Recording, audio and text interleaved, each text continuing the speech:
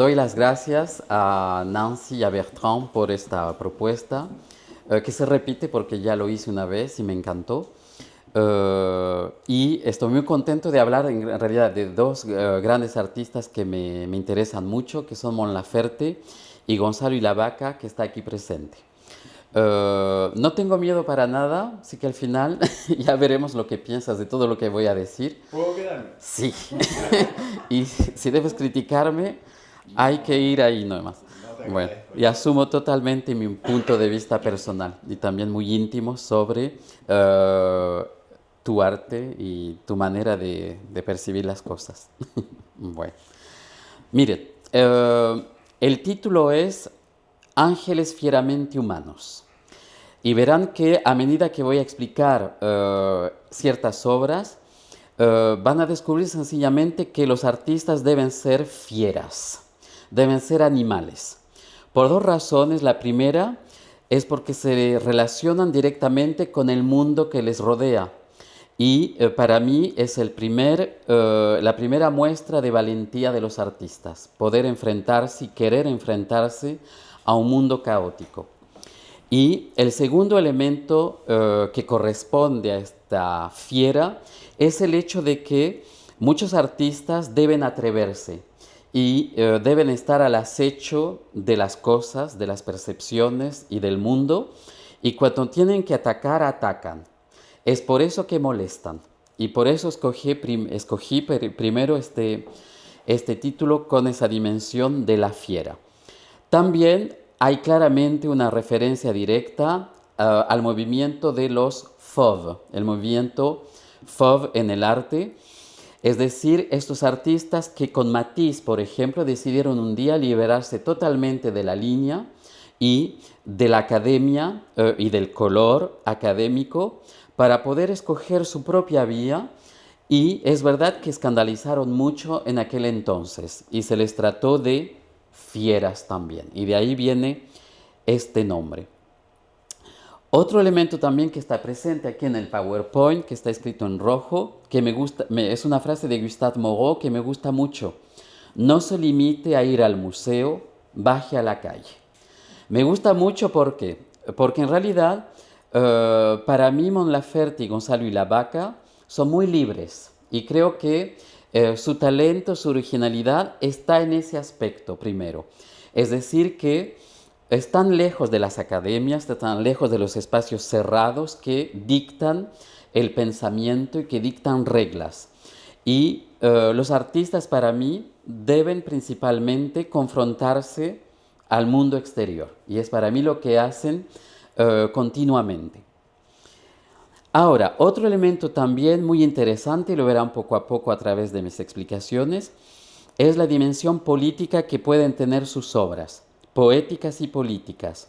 En efecto, el pensamiento político a menudo ignora las necesidades poéticas del individuo y muchos hombres que se relacionan con el mundo, se relacionan con el mundo de manera doméstica, es decir, que intentan moldear una realidad a través de construcciones simbólicas que le permiten crear sentido y valor. Pero la diferencia con los artistas es que muchos individuos en realidad se limitan a respetar lo que otros están dictando, mientras que los artistas finalmente, al contrario, ellos echan raíces en el espacio social y se liberan de cierta manera de diferentes códigos porque ellos toman en cuenta sencillamente la conquista de su propio conocimiento y a partir de ese momento el lugar en el que se desenvuelven se vuelve primordial, fundamental, o como lo decía anteriormente Gonzalo, sencillamente telúrico. Y creo que en ese aspecto estos artistas transforman todo el espacio que observan y a partir de ese momento sus personajes, si los podemos llamar así, son individuos que viven dentro de una sociedad, que hacen lo posible por existir a través de un trabajo, pero sobre todo son seres que determinan su propia existencia, dejando lejos valores colectivos, representaciones idealizadas o ideales. Y pienso concretamente que los artistas ejercen un poder de representación del mundo, pero explorándolo mediante su creatividad y mediante caminos que les permiten crear sus propias mitificaciones del mundo. Tal es el caso de Mon Laferte y La Vaca, quienes a través de la imagen del niño, de la mujer, del marinero, de las calles, de los bares o de las casas de Valparaíso, construyen sus propios seres simbólicos y construyen un relato de hechos, a lo mejor imaginarios, pero que les permiten estos hechos transmitir y escenificar algo, un sentido, para poder acompañar al espectador en ese camino tan duro que es la existencia. Y por eso sus líneas y sus colores nos vinculan directamente con el mundo. En las obras de Mon Laferte, el lenguaje visual de la mujer, de sus expectativas y de sus sufrimientos, construyen para mí la historia de una mujer cuya vida es cercana a la de la cantante, porque concedió muchas entrevistas en las que habla de sus sufrimientos. Pero también ella cuenta la historia de una comunidad, que son todas las mujeres que pueden reconocerse en sus obras, en sus canciones, y que la conectan y que conectan a sus espectadoras o oyentes con la historia social de Chile. Porque, por ejemplo, en 2024 sabemos que en Chile se registraron 41 feminicidios consumados, pero nunca debemos olvidar los 284 feminicidios frustrados. Así, por ejemplo, a través de las formas, de las líneas, de los colores, Mon Laferte ha elegido con mucha insolencia estimular su imaginario contra un orden establecido. Y hace lo mismo para mí Gonzalo y La Vaca, porque ellos destruyen categorías y sobre todo categorizaciones en una sociedad chilena que lo define todo y que lo define de manera predeterminada. Para mí es un país en el que, desgraciadamente, el predeterminismo es esencial en el funcionamiento de esta sociedad. Lo que desgraciadamente hace pensar en la conquista del espíritu que hemos padecido por parte de España y de Occidente, que impulsó reglas y esquemas epistemológicos tanto en la esfera filosófica, artística como social. Y estos dos artistas se liberan finalmente de esta conquista, aunque sea difícil, aunque sea muy, muy difícil. Por consiguiente, ellos dos, ambos, ven ustedes, están poblando templos, pero son templos personales, donde sus pinturas reflejan un mundo para nosotros a veces desconocido. Y ellos pueden considerar, ven ustedes, que su arte es un descubrimiento íntimo y de esa manera pueden trascender libremente muchos códigos que en realidad encarcelan a la mayoría de los individuos en la sociedad. Por eso, empezando por las obras de Mon Laferte, me gusta relacionar estas obras, ven ustedes, con un mundo precolombino. Es decir, que ambos, a su manera, recuperan un pasado maya, azteca o mapuche, en el que el mundo es metamorfosis del mundo, en el que no se estimula la creatividad a partir de códigos estéticos tan rígidos como son los códigos que tenemos en la Grecia antigua y que han sido transmitidos hasta ahora en la historia del arte.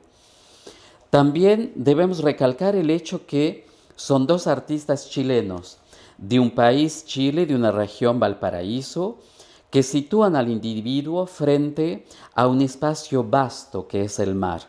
Y ante esta loca geografía, si tomamos el título de un artículo, de un ensayo muy famoso de Luis Subercaseaux, porque nos enfrentamos constantemente al altiplano, al desierto, al hielo, al mar.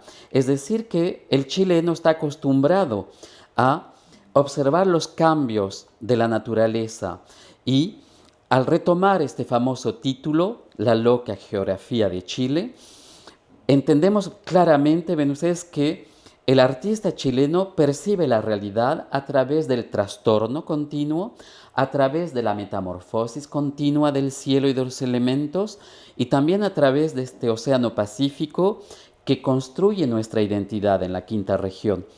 Porque el mar es este organismo continuo inmenso que en realidad representa el cambio absoluto de nuestra existencia en movimientos circulares continuos que inspiran miedo y terror, pero que también alimentan una mirada subjetiva, porque los mares que observamos desde los cerros alimentan nuestra percepción de una realidad que cambia cada segundo.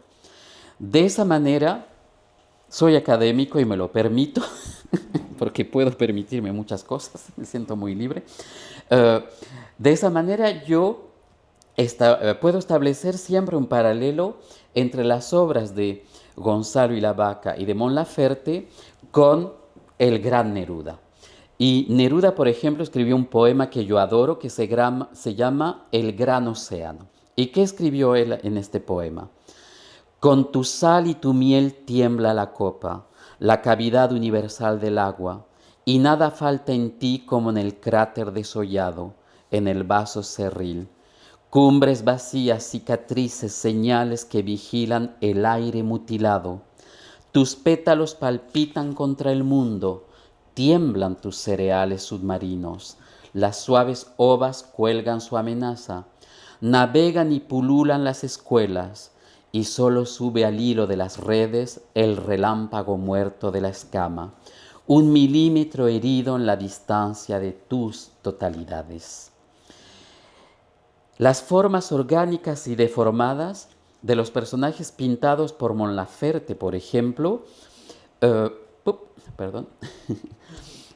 nos recuerdan, ven ustedes, estas formas incompletas que nos concede la vida, estos colores contrastados, saturados, que también vemos en las obras de Y la Vaca, que superan totalmente la visión romántica de lo que se llamó en Europa en el siglo XIX el paisaje del alma.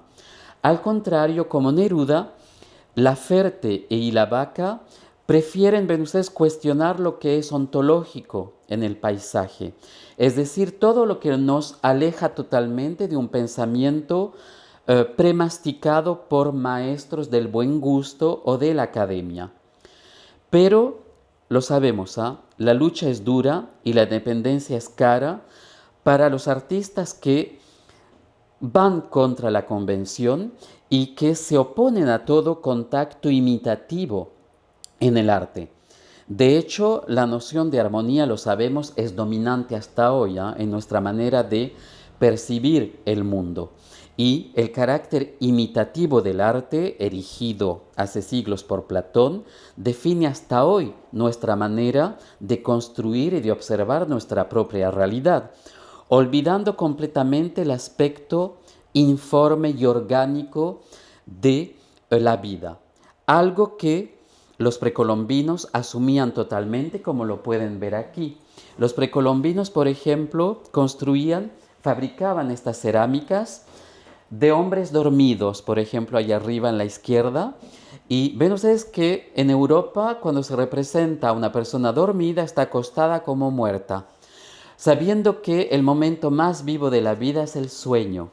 Y por eso ellos representaban a estas personas que estaban durmiendo con cabezas alargadas y totalmente deformadas, porque en ese instante se entraba en otro mundo, en otra vida mucho más elástica que la vida real y convencional, en la que nos apretamos para respetar reglas sociales que permiten obtener el orden social. Pero a los artistas no les importa el orden social. Lo que ellos deben aportar es una lucha contra todo lo que puede ser apariencia. Es por eso, ven ustedes, que, como lo ven alrededor, y me encanta la presentación que hicieron para hoy, cuando ustedes observan los cuadros de la Vaca, los cuadros también de Mon Laferte, ¿qué vemos? Vemos formas alargadas, deformadas, colores y contrastes. Es decir, que todo es forma gimnástica, como se decía, para calificar las obras de Picasso, por ejemplo, con deformaciones, un irrespeto absoluto de la armonía. Y en realidad ambos artistas, ven ustedes, corresponden a lo que llamamos claramente la existencia. Y para mí ellos están más cerca de la realidad que muchos artistas académicos, ¿ven? En Mon Laferte, por ejemplo, hay muchos cuadros donde hay dolor, hay sangre. Y en realidad la sangre era asumida totalmente en el mundo precolombino como una forma de vida. Es por eso que les puse ahí una cerámica del dios Chipetotec. Chipetotec era un dios muy importante para los aztecas, porque era el dios de los orfebres y también de la regeneración.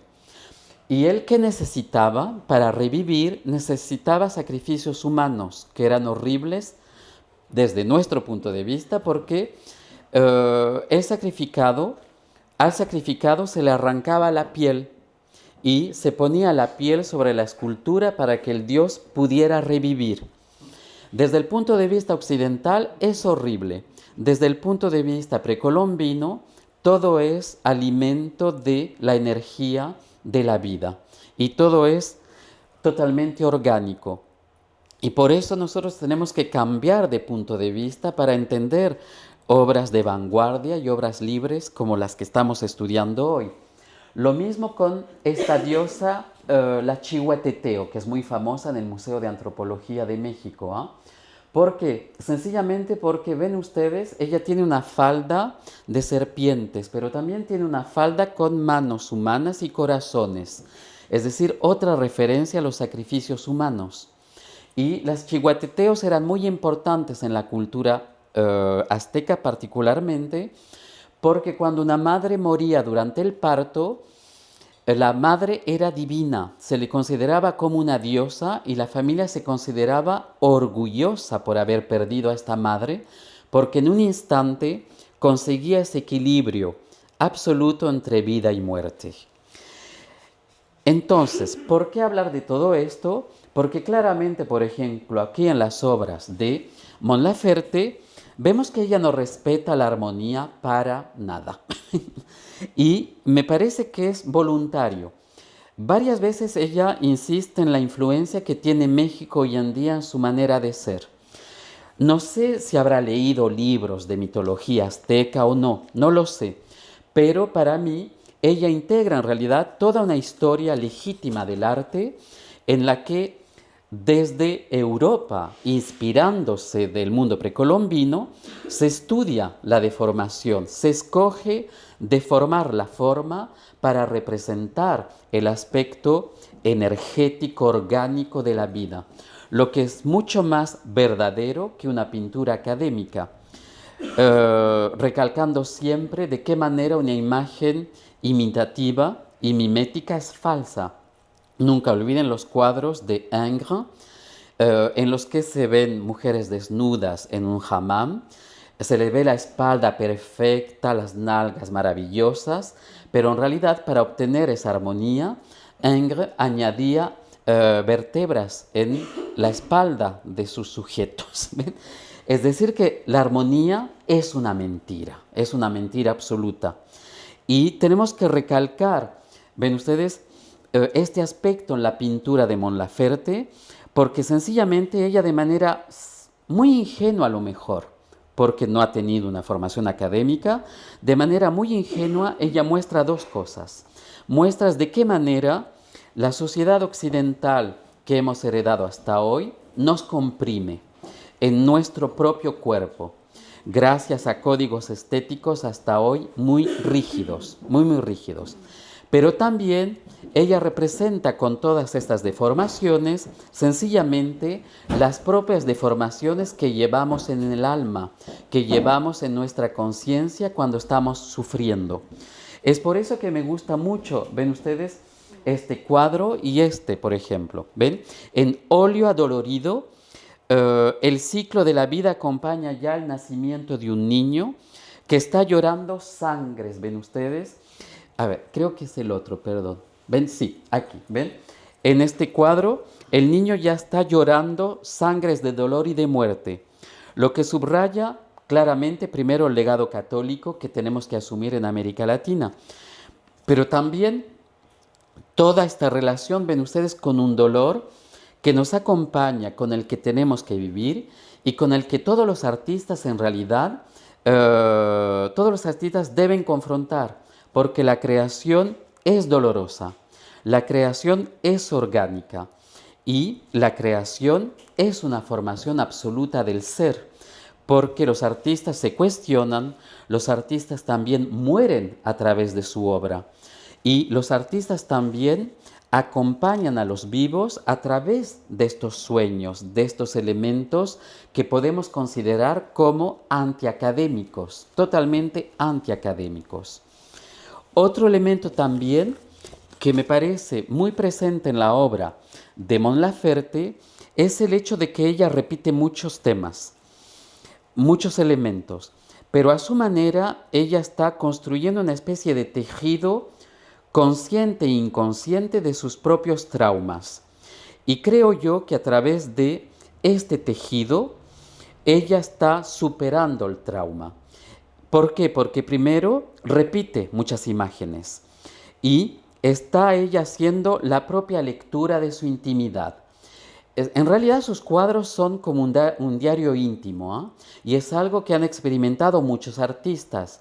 Si ustedes leen el diario íntimo de Frida Kahlo, verán que hay obras totalmente deformadas, totalmente, donde es a la vez hombre-mujer, con senos y con pene, con testículos y pelos, etc. Es decir que el arte y una obra es un momento de lectura, interpretación de su propio ser y a la vez superación del desorden en el que estamos condenados a vivir. Es por eso que en sus cuadros hay muchos monstruos, muchas formas circulares y en Mon Laferte ven ustedes, y si ustedes ven todo el catálogo que está en el sitio internet de Bahía Utópica, verán que hay muchas formas orgánicas en todos los cuadros. También hay otro elemento que a mí me marca mucho, es el hecho de que hay colores fuertes, pero también a veces no hay perspectiva para nada. Es decir, que ella bota a sus seres en la tela, los pinta. Es decir, que están totalmente perdidos en la nada, totalmente perdidos en una nada, particularmente en estos cuadros donde seguramente ella hace referencia a la violación que a lo mejor que tuvo, porque ella lo anunció, lo afirmó, que tuvo a los 7 años. Pero también ella muestra de qué manera es difícil construir una realidad a partir del trauma. Es por eso, ven ustedes, que se pinta como niña bonita, como una niña, ven ustedes, colegial, pero comida por el diablo, que es el trauma que la rodea y que ella tendrá que un día superar o no, a través de sus canciones, a través de lo que pinta. Y me gusta mucho cuando en una de sus obras ella escribe: yo no quiero ser yo, no quiero este cuerpo. Y muestra sencillamente de qué manera después de una violación es tan difícil para una persona poder construirse a partir del cuerpo. Lo que es esencial, porque en realidad todos nosotros nos construimos a partir de lo que sentimos a través de nuestro cuerpo y sobre todo a partir de la imagen que los otros nos dan de nuestro cuerpo. En ella hay un conflicto absoluto, es decir, que ella tiene que enfrentarse primero a la imagen que los demás tienen de ella, que es conflictiva, porque toda imagen que viene del exterior no es pura armonía. Y además, a esto ella tiene que añadir su propia concepción del trauma a través del cuerpo. Por eso me interesó mucho también, ven ustedes, esta obra que tenemos también aquí, ¿ven? ¿De qué manera, ven ustedes, ella superpone la mujer adulta y la niña, la deformación, y de qué manera, ven ustedes, ella escribe muchas cosas en este cuadro como un verdadero diario íntimo? A veces totalmente contradictorio, ¿eh? Porque nuestra vida íntima es contradictoria. Lo que pensamos es una elección de lo que estamos viendo y de lo que estamos hablando. Y frente a esta elección, que es muy ordenada y que se llama la razón, tenemos otra parte en la que hay partículas ínfimas, negras, que construyen nuestro ser. ¿Ven? Y por eso me gusta mucho, ven ustedes, ese cuadro, por ejemplo, en el que está totalmente deformada y para mí me hace pensar mucho en cerámicas precolombinas, ¿ah? En la que ella se sostiene el vientre, seguramente por el deseo de tener un niño, que para ella fue, bueno, un momento muy doloroso hasta conseguirlo, y a partir de su vagina aparecen granos, ¿ven? Como si en realidad este embarazo la integrara a una infinidad de átomos. Es decir, que nosotros somos esos átomos y nuestros hijos son moléculas que integran una infinidad de moléculas del mundo. A lo mejor ella también quiere mostrar de qué manera el cuerpo, la carne, la sangre o los huesos son partes anímicas y vitales de nuestra vida. No sé si habrá leído ella ensayos de la mitología azteca o maya, porque para ellos la existencia era un todo y un nada, era un vínculo que relacionaba a la persona con una energía solar, el tonatiuh, y la sangre, el dolor, la tierra y la muerte eran sencillamente parte de una misma lógica. También podemos ver en esto una influencia católica, ¿eh? Porque nosotros somos hijos también de la cultura española católica. Porque este cuadro, donde hay muchos granos, me hizo pensar de inmediato en el Evangelio según Juan, en el que está escrito: si el grano de trigo que cae en la tierra no muere, queda solo, pero si muere, da mucho fruto. Es decir, que nosotros en realidad somos esos granos que en realidad un día van a morir, pero que un día también van a dar un nuevo fruto. Y en esta frase del Evangelio me gusta mucho el final: quien ama su vida la perderá, y quien odia su vida en este mundo la conservará para la vida eterna. Por consiguiente, nuestro vivir en realidad es un convivir con la nada. Nuestra vida es un vínculo entre cuerpo y mundo, de tal manera que todos los elementos del mundo influyen en nosotros. Y es algo que está muy presente en Neruda. ¿Ven?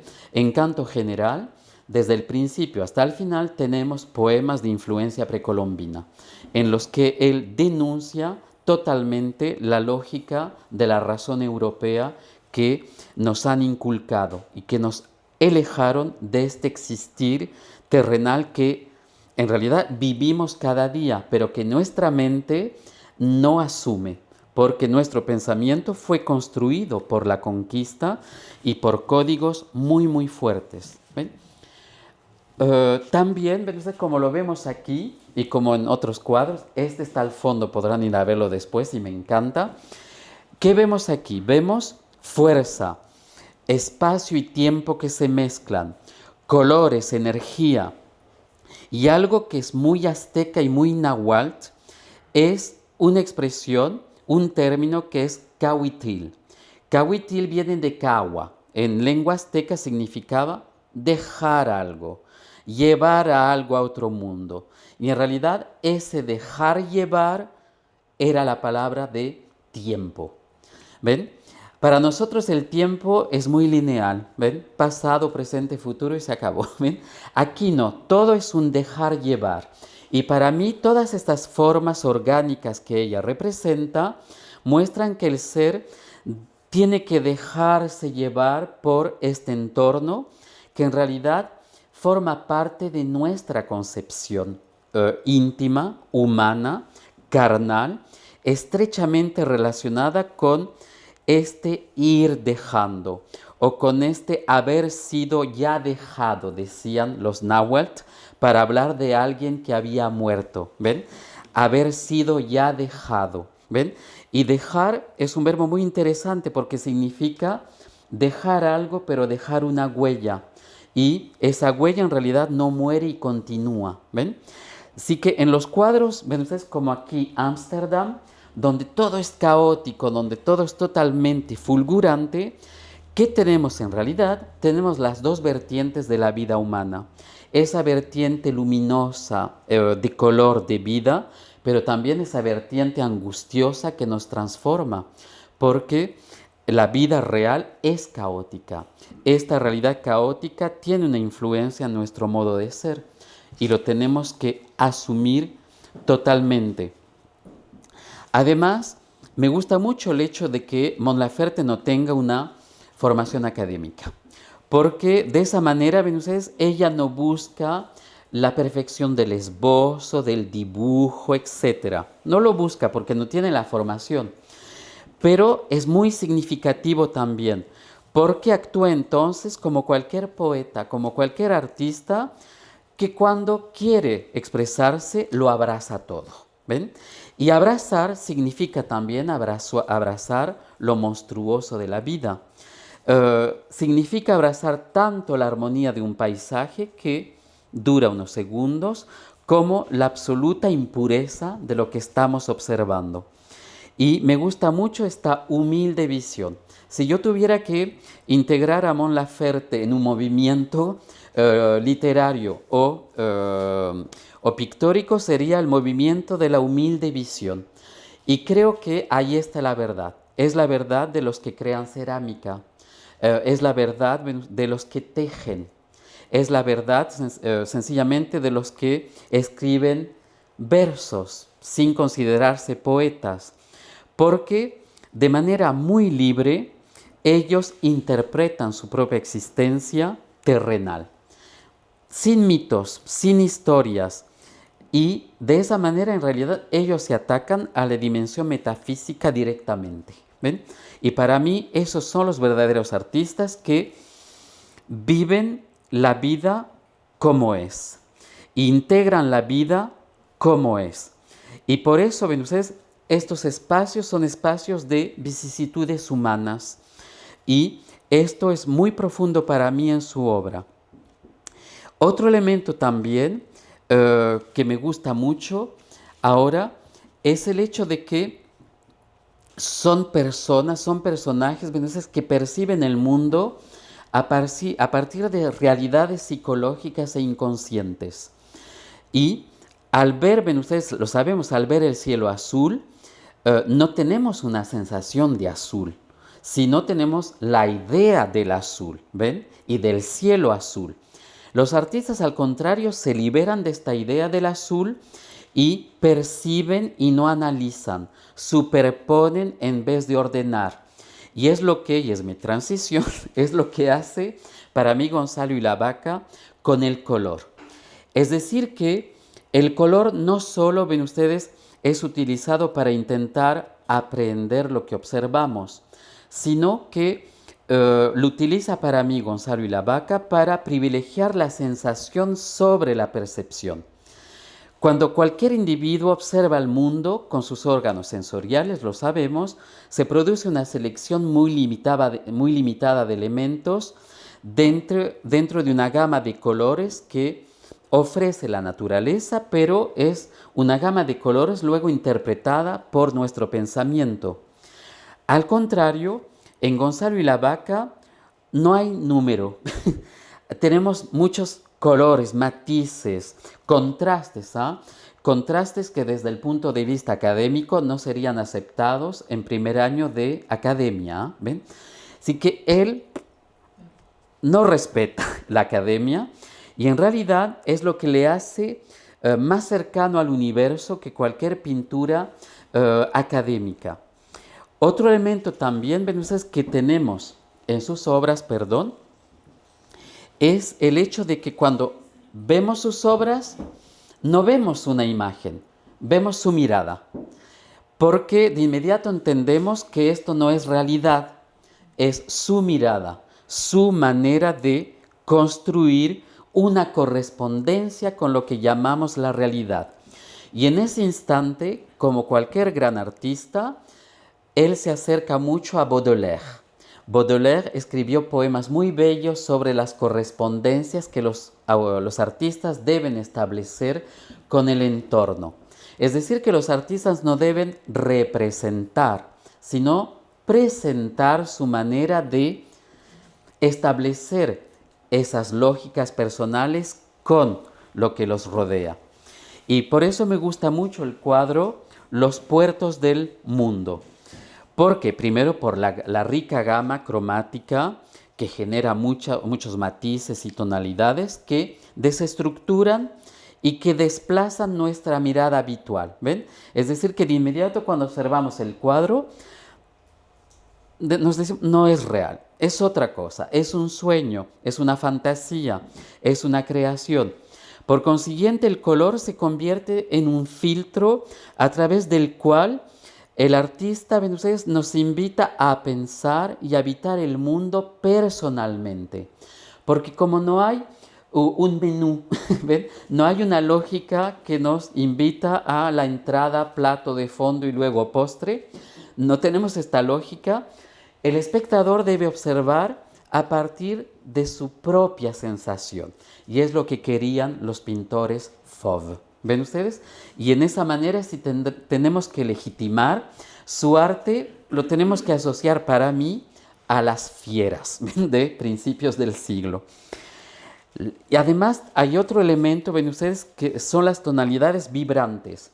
Y por eso siempre cuando vi las obras de Y la vaca en la galería, yo me acercaba para ver cómo era la materia que utilizaba. ¿Ven? Y hay cuadros donde la materia es lisa y otros donde hay mucha materia. ¿Ven? Donde utilizó el color y aprovechó el poder evocador de la materia y del color para crear esa vibración. Ahora interpretación. ¿Por qué? Para mí, porque para el paraíso es vibración absoluta, es vibración óptica. Es decir que él supo representar toda la magia de este anfiteatro de los 44 cerros que representan la bahía de Valparaíso y que generan concretamente, ven ustedes, un trazado totalmente anacrónico con la historia de muchas ciudades de América Latina donde todo es cuadrado, ¿ven? Y para ciertos críticos, la ciudad impuesta por España con la Plaza Mayor y luego todo este trazado tan lógico es la metáfora de la cárcel de la conquista del espíritu indígena, ¿ven? Porque era muy fácil establecer categorías sociales entre los que dominan, que están en el centro, la iglesia, los colonos, y a medida que uno se aleja de la Plaza Mayor, se construye una sociedad de categorías, de dominantes y de inferiores, ¿ven? Así que él con sus colores y con sus líneas, él y la vaca, ¿ven? Destructura totalmente esta percepción que tenemos del color y sobre todo de la ciudad. Y Valparaíso es un escándalo en sí, en toda la historia. Y es por eso que a muchos extranjeros les encanta Valparaíso por ese desorden y por esa pregunta, ¿cómo se puede construir una ciudad en este espacio geográfico? Y de nuevo vuelvo a Neruda, que escribió un poema muy bello sobre Valparaíso, en el que decía, ven ustedes, amo Valparaíso cuanto encierras y cuanto irradias, novia del océano, hasta más lejos de tu nimbo sordo.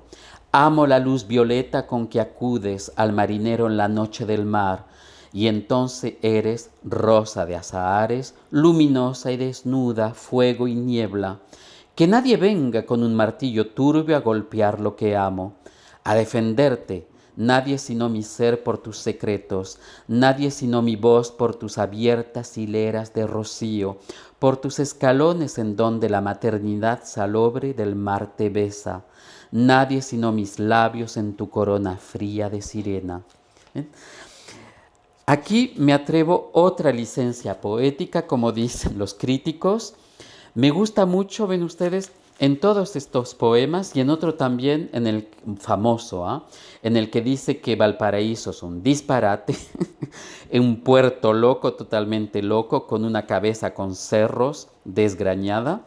Me atrevo a una licencia poética porque, miren el poema de Neruda, por ejemplo, todo es muy destructurado. Hay versos totalmente desiguales que nos hace pensar, ven ustedes los cerros de Valparaíso, ¿ven?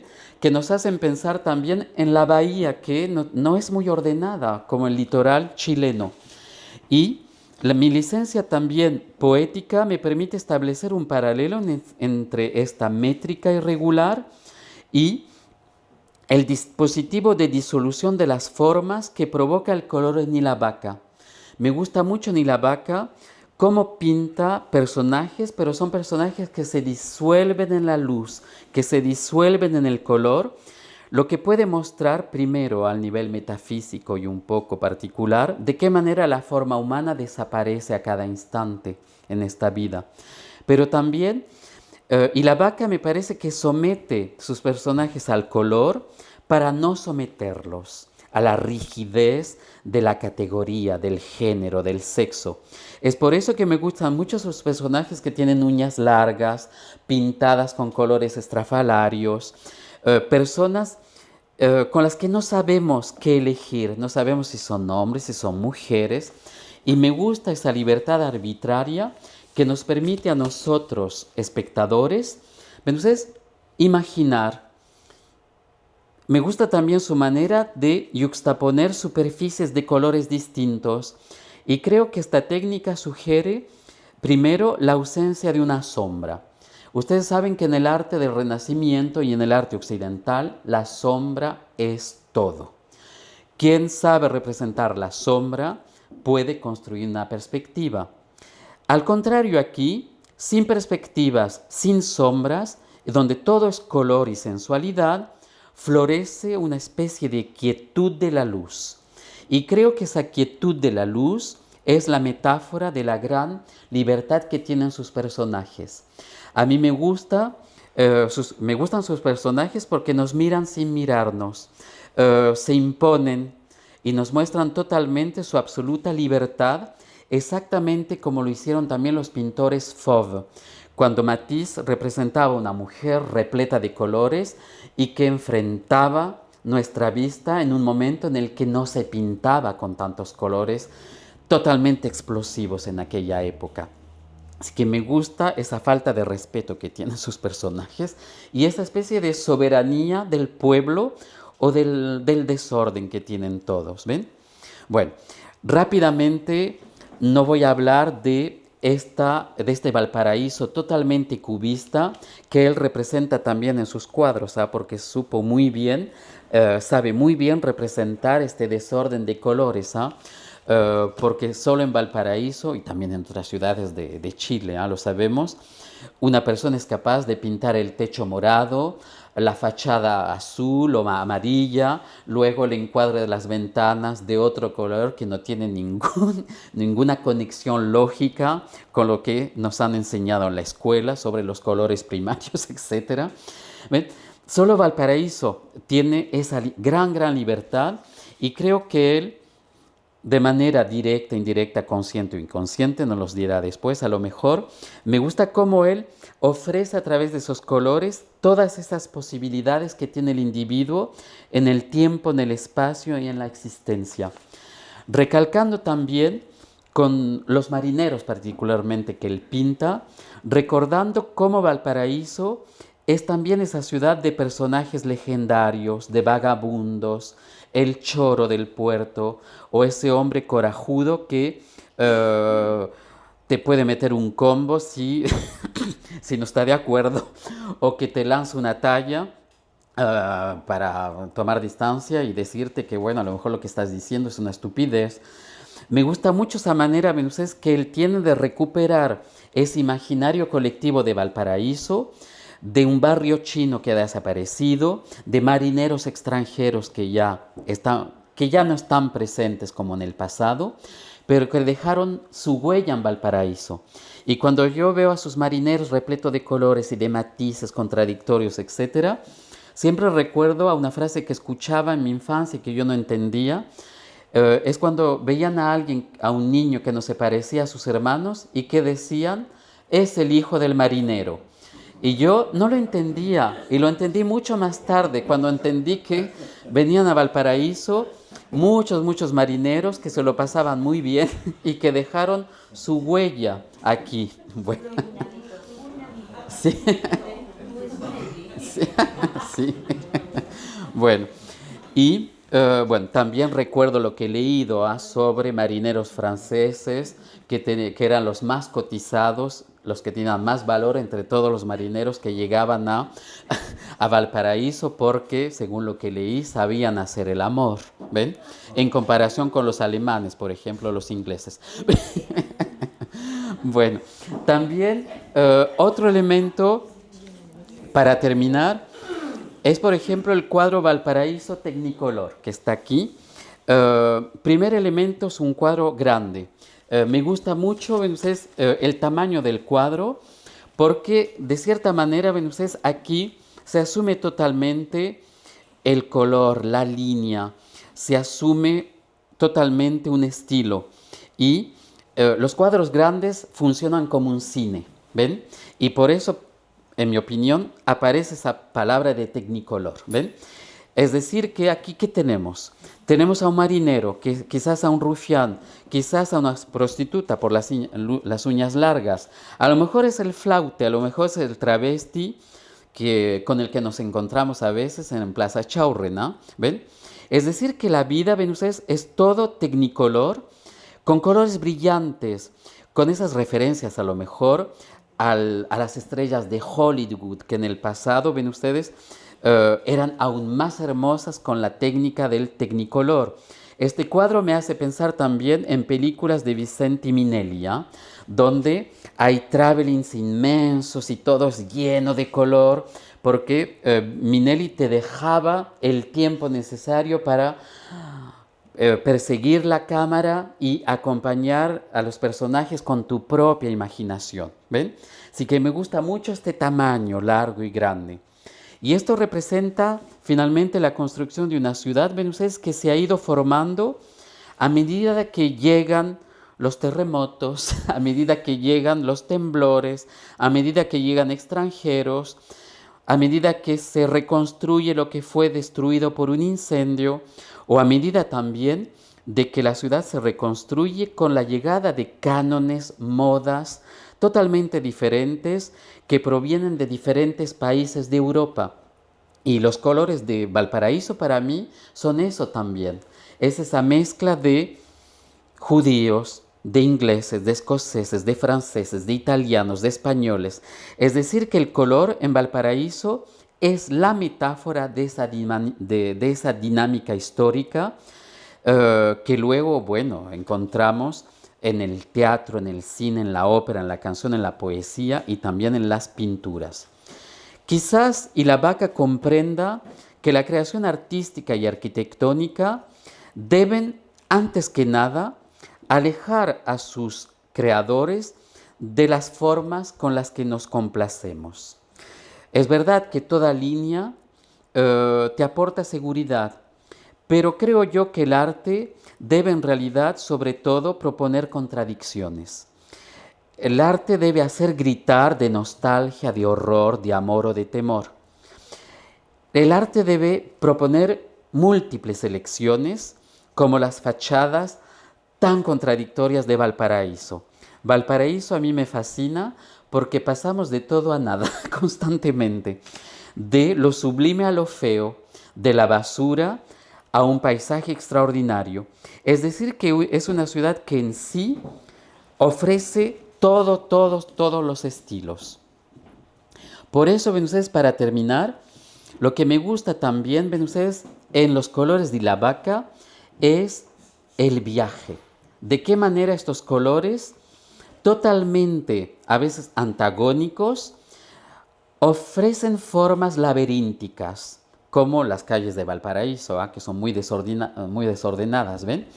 Y estos colores, estos desórdenes ofrecen relatos de viajes, reales o no, de pintores del pasado, del presente, colores de majestuosidad, pero también colores que se relacionan, ven ustedes, con una historia pictórica mundial Y es por eso que puse dos cuadros de Pierre Bonnard. Él nos dirá lo que piensa después, pero cuando yo vi los cuadros de la vaca, pensé de inmediato en Pierre Bonnard, que es el artista del color. ¿Ven? Y de qué manera el color, ven ustedes, transmite variedad, contradicción, sueño, tranquilidad, pero sobre todo la parte invisible de lo que vemos. Y la vaca para mí consigue transmitir algo que es propio a Valparaíso. Valparaíso tiene dos caras. Tiene esa cara turística que todos reconocen y que es una postal, pero Valparaíso tiene una cara invisible que muy pocos conocen en realidad. Y para poder transmitir, estudiar, intentar analizar esa cara invisible, creo yo que hay que ser un artista. Y un artista que debe perderse totalmente. A modo de conclusión, en el trabajo pictórico primero de Mon Laferte, me parece muy interesante seguir el recorrido de cuerpos errantes. Y me parece interesante porque muestra a ella que el nacimiento y la vida del individuo no deben ser accidentes. Su manera particular de pintar personajes más o menos deformes demuestra que sigue y persigue un tema propio que consiste en esclarecer su humanidad a través de su propio cuerpo, a través de su propia corporeidad, dirían hoy los críticos. La sustancia del cuerpo femenino que dibuja, pinta y vuelve a pintar repetidamente, plantea para mí algo muy importante en su obra, es decir, la facultad del individuo para cuestionarse sobre este destino en el mundo. Y me gusta mucho su obra por eso, y yo creo que tiene éxito Mon Laferte por eso particularmente. Y esta libertad creativa, sin adherirse a ninguna escuela, y yo digo bravo, también muestra que el trabajo de esta artista consiste en interrogar los mecanismos de reproducción social, como también lo demostró en una canción que yo adoro, que es La Trenza. Si ustedes conocen esa canción, ella cuenta sencillamente la historia de su abuela que le hacía la trenza, es decir, que le compactaba el pelo para que entrara ella en el orden social, para que fuese respetada en el espacio social, el espacio de la calle, que es peligroso para la mujer.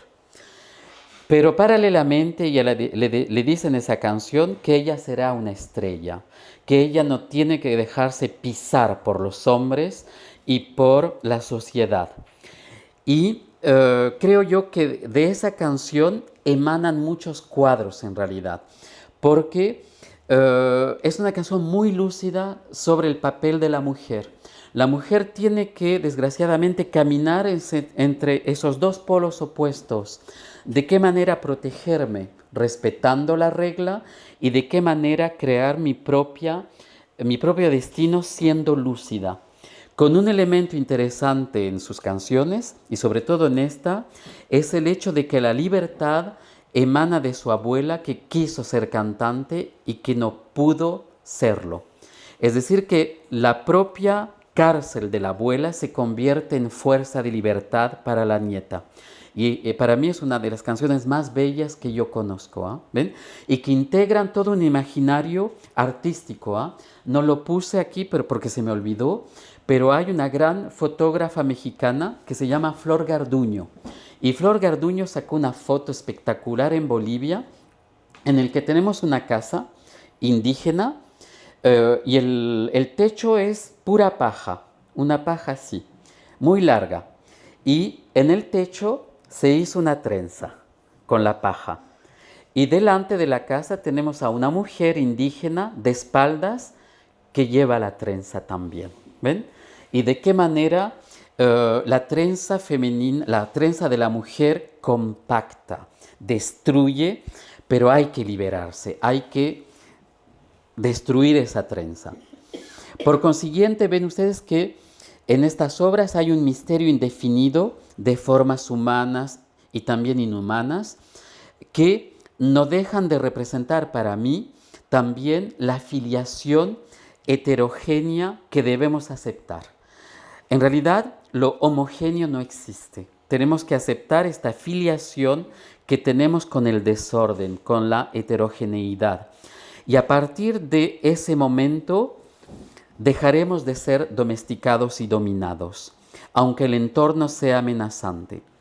Y paralelamente, los cielos cambiantes y la vaca que me encantan nos muestran cielos cubiertos de nubes de colores inusuales. También son nubes inciertas que se diluyen, ven ustedes, en el fondo. Son quizás una marca de nuevo de las vicisitudes de este hombre dentro del ciclo de la naturaleza. Pero también son para mí estas nubes que yo observaba de niño en mi cerro de Viña y que siempre me encantaron. Son a lo mejor este símbolo de este patrimonio interior que es falsamente invisible. En realidad todos tenemos una forma rígida y dentro tenemos algo que se evapora, algo que desaparece. Y creo yo, ven ustedes, que el color en la vaca arraiga a sus personajes a la vida, pero también este color les impulsa hacia el silencio. Y creo que la riqueza de sus personajes que ven aquí viene también de ese silencio tenue, constante, que crea cierta sensualidad, porque son personajes muy, muy atractivos, ¿ah? Todos, ¿ven? Pero también en estos personajes él afirma lo único verdadero que tenemos también, que es nuestra humanidad a través de la mirada. Es lo único que forma diferencia entre las personas, la fuerza de la mirada. Y esta frialdad que tienen algunos, ¿ah? Dice también, exalta al individuo. Y yo creo que todo artista tiene que ser un individuo. No debe ser artista, no debe ser nada, individuo primero. Así, haciendo caso omiso de las mojigatas expresiones de un arte sometido, ambos artistas para mí exhortan al espectador a entender una vez por todas que el arte ha de ser fieramente humano. Y también estos dos artistas nos dan a entender que todo artista, los artistas, son actores de formas y de colores en la nada absoluta. Y por eso, para mí, los artistas tienen un gran, gran valor.